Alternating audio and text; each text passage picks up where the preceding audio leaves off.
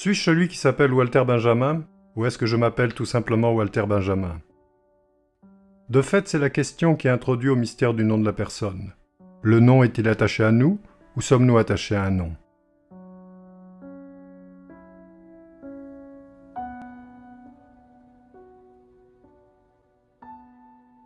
La préhistoire du XIXe siècle qui se reflète dans mon regard d'enfant joueur a un tout autre visage que celui que donnent à voir les signes qui l'aggravent sur la carte de l'histoire.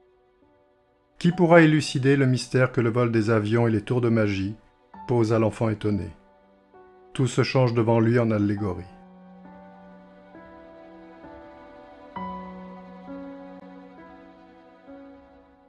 La notion de préhistoire du XIXe siècle n'a de sens que si ce siècle est présenté comme une forme originaire de la préhistoire.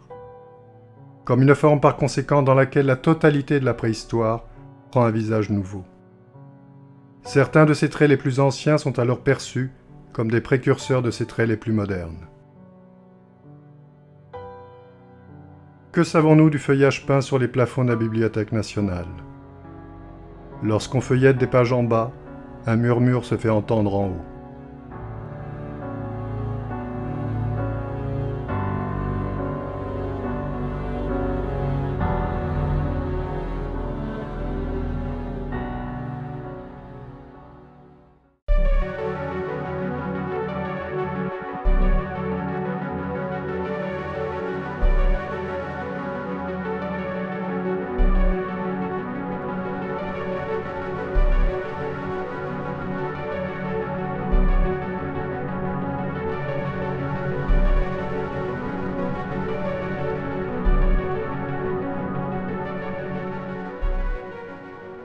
Il y a au commencement Aragon, le paysan de Paris, dont le soir au lit je ne pouvais jamais lire plus de 2 ou 3 pages, mon cœur battant si fort qu'il me fallait poser le livre.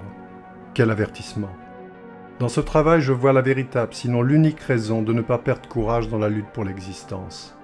L'écrire, je ne puis le faire qu'à Paris, du premier au dernier mot.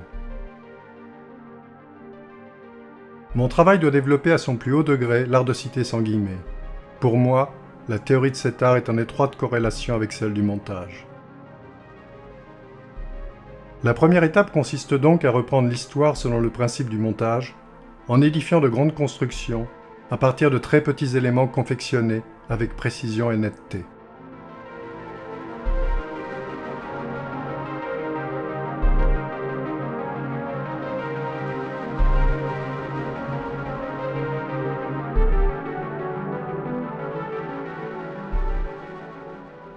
Je n'ai rien à dire, seulement à montrer.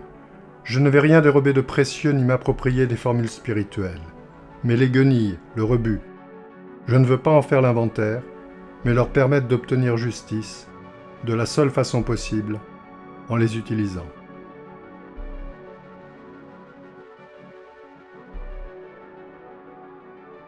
Le passé a laissé lui-même dans les textes littéraires des images comparables à celles que la lumière imprime sur une plaque sensible.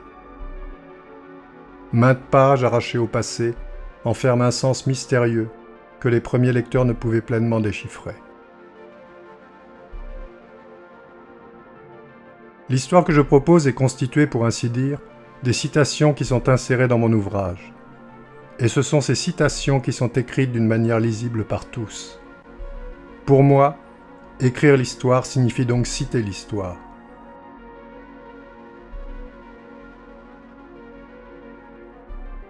Lorsque je cite les événements, sans distinction entre les grands et les petits, je tiens compte de la vérité que voici. De tout ce qui jamais advint, rien ne doit être considéré comme perdu pour l'histoire. Certes, ce n'est qu'à l'humanité délivrée qu'appartient pleinement son passé. C'est-à-dire que pour elle seule, à chacun de ces moments, son passé est devenu citable. Chacun des instants qu'elle a vécus devient une citation à l'ordre du jour, et ce jour est justement le dernier. Comme certaines fleurs orientent leur corolle vers le soleil, ainsi le passé, par une secrète sorte d'héliotropisme, tend à se tourner vers le soleil en train de se lever dans le ciel de l'histoire. Je souhaite révéler le dessous des cartes, quitte pour cela à modifier toute la culture qui se trouve à ma portée.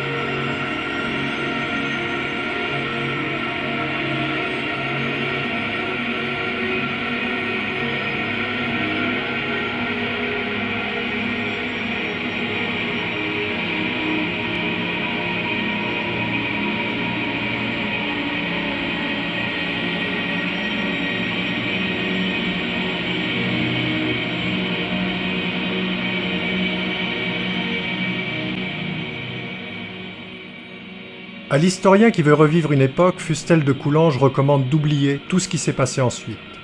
Cette méthode est née de la paresse du cœur qui désespère de maîtriser la véritable image historique, celle qui brille de façon fugitive. Flaubert, qui la connaissait bien, écrit « Peu de gens devineront combien il a fallu être triste pour ressusciter Carthage ». La nature de cette tristesse devient plus évidente lorsqu'on se demande avec qui cette méthode historiciste entre en contact. La réponse est inéluctable, avec le vainqueur. Or celui qui domine est toujours héritier de tous les vainqueurs. Tous ceux qui jusqu'ici ont vaincu participent à ce cortège triomphal où les maîtres d'aujourd'hui marchent sur les corps des vaincus d'aujourd'hui.